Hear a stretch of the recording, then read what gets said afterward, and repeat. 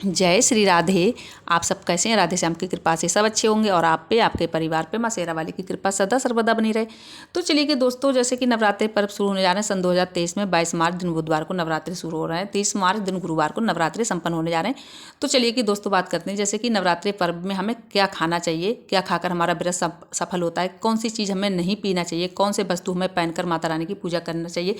तो जैसे कि वीडियो में दोस्तों अंत तक जरूर बने रहिए। आपसे एक रिक्वेस्ट है कि वीडियो को बीच में नहीं छोड़िएगा, वीडियो को अंत तक बने रहिए, तभी समस्त प्रकार की आपको जानकारी मिल पाएंगे दोस्तों। और आपने अभी मेरा चैनल सब्सक्राइब नहीं किया तो मेरे चैनल को सब्सक्राइब कर लें, बेल आइकन को प्रेस कर लें, जैसे कि मेरी हर एक वीडियो की नोटिफिकेशन सबसे पहले आप तक पहुंचे। तो चलिए कि दोस्तों बात करते हैं, नवरात्रि पर्व में हमें सेब जरूर खाना चाहिए। सेब खाकर ऐसा मान्यता है कि सेब खाकर हर व्रत हमारा सफल हो जाता है। हम कोई भी व्रत रखें, माता रानी का व्रत हो या कोई भी व्रत रखें, तो व्रत के दौरान सेब को खाना जरूरी है। सेब को खाकर हमारा व्रत सफल हो जाता है। और नवरात्रि के दौरान दोस्तों ध्यान रखिएगा, सीताफल जरूर खाइए। माता रानी के व्रत में ऐसी मान्यता है कि सीताफल में माँ सीता का आशीर्वाद है, माँ सीता की कृपा है। तो सीताफल जरूर अपने घर लाइए। अगर आप व्रत रख रहे हैं, जब भी नहीं रखते हैं, जब भी सीताफल को जरूर अपने घर लाइए। नवरात्रि के दौरान आप केले खा सकते हैं, अंगूर खा सकते हैं, तरबूज खा सकते हैं। ऐसी मान्यता है कि ये सब खाकर मिठास घर में बनी रहती है, मिठास परिवार में बनी रहती है। मीठी चीज़ को ज़्यादा से ज़्यादा खाना चाहिए। जैसे कि आप बंद डिब्बों की चीज़ को नहीं खाइए। जैसे बंद डिब्बों की होते हैं, जूस होते हैं, लीची जूस होते हैं, आम जूस, जो भी जूस हो उन चीज़ों को नहीं खाइएगा, क्योंकि ऐसे मान्यता है कि बंद डिब्बों की चीज़ों में केमिकल आता है। तो बंद डिब्बों की चीज़ में नहीं खाएं। नवरात्रि के दौरान आप सिंगाड़े का, कुट्टू का आटा खा सकते हैं। कुट्टू का आटा, लेकिन ध्यान रखिएगा कुट्टू का आटा ज़्यादा दिनारा नहीं, कीड़े वगैरह नहीं होना चाहिए उसमें। ज़्यादा दिनों का होता है तो कीड़े पड़ जाते हैं, तो उनको ध्यान रखिएगा कि ज़्यादा दिनों का आटा नहीं होना चाहिए। और नवरात्रि के दौरान आप आलू खा सकते हैं, साबूदाना की टिक्की बना के खा सकते हैं। इन चीज़ों का आप प्रयोग कर सकते हैं। तो चलिए कि जैसे दोस्तों बात करते हैं कि वो कौन से 4 काम है जो हमें नवरात्रि के दौरान करना भी चाहिए और नहीं भी करना चाहिए। उनमें से चलिए मैं बात करती हूँ। सबसे पहली बात, नवरात्रि के दौरान अगर शादीशुदा महिलाएं हैं तो कभी भी सफ़ेद या काले रंग के कपड़े धारण करके नहीं, वस्तु धारण करके नहीं व्रत में पूजा करें। माता रानी की कोई भी पूजा अर्चना में अगर सफ़ेद और काले कलर के कपड़े पहनकर नहीं करना चाहिए। बिल्कुल भी आप इस चीज़ का ध्यान रखें। और माता रानी की चौकी लगाएं तो इस चीज़ का भी ध्यान रखें आप कि माता रानी की चौकी में कागज़ या अखबार का प्रयोग नहीं करें। माता रानी की चौकी जहाँ भी लगाएं आप, तो माता रानी की चौकी पे लाल कपड़ा ही बिछाकर माता रानी को विराजमान करें। माता रानी की चौकी लगाएं, लाल कलर का कपड़ा उस पर बिछाकर माता रानी की चौकी लगाएं। और ध्यान रखिएगा कि माता रानी की पूजा में कोई भी लोहे या प्लास्टिक से बनी हुई चीज़ का प्रयोग नहीं करें, कि ये प्लास्टिक की चीज़ों को माना जाता है चाइनीज़, तो इस चीज़ का प्रयोग नहीं करें। और आप जब भी माता रानी की जहाँ भी चौकी लगाएं तो वहीं पे अपना आसन लगाएं, अपना आसन वहीं पे लगाएं और वहीं रहें। ऐसी मान्यता है कि घर को उस दिन अकेला नहीं छोड़ा जाता है, मंदिर को अकेला नहीं छोड़ा जाता है। आप वहीं पर ही रात को सोएं, दिन को भी जब भी आपको, जैसा भी आपको टाइम लगता है, तो आप माता रानी के सामने ही अपनी आसन बिछाएं अपना, और वहीं पे माता रानी की चौकी लगाएं, सामने अपना आसन बिछाएं। माता रानी की चौकी को बिल्कुल भी अकेला नहीं छोड़िएगा। ऐसे में मान्यता है कि घर को बंद भी नहीं कीजिएगा बिल्कुल भी। तो चलिए कि दोस्तों बात करते हैं दूसरी बात।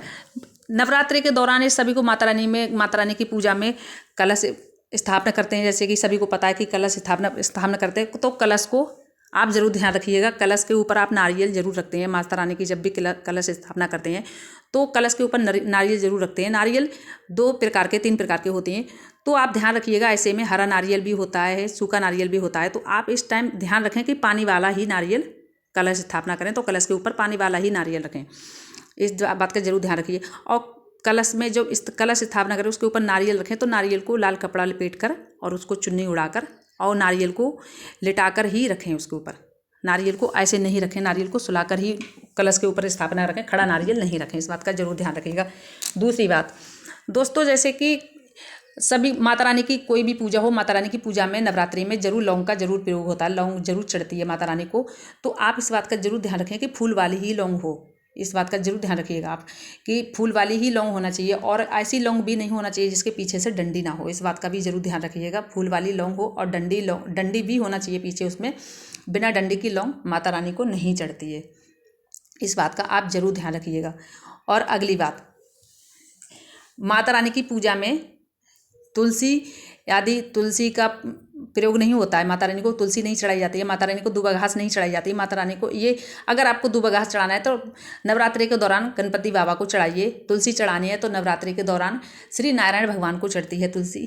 लेकिन माता रानी को तुलसी नहीं चढ़ती है। आप इस चीज़ का जरूर ध्यान रखिए। माता रानी को अगर आपको चढ़ाना है तो माता रानी को फूल चढ़ाइए। माता रानी को सफ़ेद फूल भी नहीं चढ़ते हैं, इस बात का भी आप जरूर ध्यान रखें। माता रानी को सफ़ेद फूल नहीं चढ़ाए जाते हैं। माता रानी सफ़ेद फूल से बिल्कुल प्रसन्न नहीं होती। माता रानी को लाल फूल चढ़ते हैं। लाल फूल हो, ऑरेंज कलर का फूल हो, माता रानी को इसी तरीके के कलर फूल चढ़ते हैं, लेकिन माता रानी को सफ़ेद फूल नहीं चढ़ता है। इस बात का आप जरूर ध्यान रखिएगा। और एक बात का जरूर ध्यान रखिएगा, गिरे हुए फूल या बासी फूल नहीं चढ़ाए जाते हैं पूजा में। कोई भी पूजा में नहीं चढ़ते हैं। माता रानी की पूजा में तो बिल्कुल भी नहीं चढ़ते हैं गिरे हुए फूल। और फूल को सूंघ कर भी मत चढ़ाइए। जैसे आपने तोड़े और तोड़कर फूल ताज़ा ताज़ा उसकी खुशबू ले ली, सूंघ ली, तो वो फूल भी बेकार हो जाते हैं। इन चीज़ों का भी जरूर ध्यान रखिए दोस्तों कि बिल्कुल भी सूंघ कर नहीं चढ़ाइएगा कोई भी।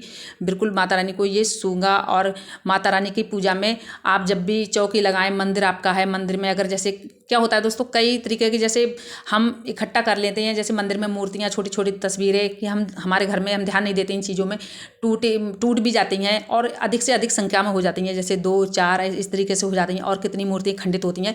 तो इन चीज़ों का भी ध्यान नहीं दे पाते हैं। तो इन चीज़ों का आप जरूर ध्यान रखिए कि माता रानी की चौकी लगाने से पहले ही मंदिर में इन चीज़ों का ध्यान दीजिएगा कि अगर आपके पास मूर्ति टूटी खंडित हुई है या आपके कोई उसमें बर्तन है, जैसे पूजा के बर्तन उसमें चटक जाते हैं, आप ध्यान नहीं देते, उन चीज़ों को जरूर हटाइएगा। क्योंकि पहले से माता रानी की चौकी लगाने से पहले ही वहाँ से वो चीज़ हटा दें। अगर अधिक संख्या में मूर्ति हैं, जैसे 2 से 3, 3 से 4, तो ज़्यादा संख्या में मूर्ति किसी की भी नहीं रखना चाहिए। बहुत 2 3 से हद है। वैसे तो 2 ही रखें, 1 रखें, 2 रखें तो वो बहुत ही ज़्यादा अच्छी है, लेकिन 3 और 4 की संख्या में मूर्ति किसी की भी नहीं रखें।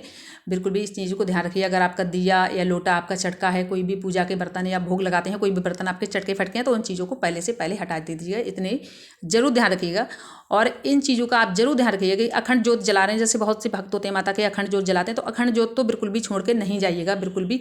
और अगर अखंड जोत आप नहीं भी जला रहे हैं तो भी माता रानी के ही सामने आप अपना आसन लगाइए। माता रानी की चौकी जहाँ लगाते हैं वहीं भी आप अपना आसन लगाइए।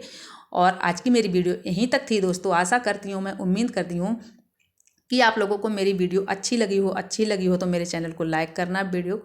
और मिलूंगी मैं ऐसे ही अगली वीडियो में। जब तक के लिए जय जय श्री राधे।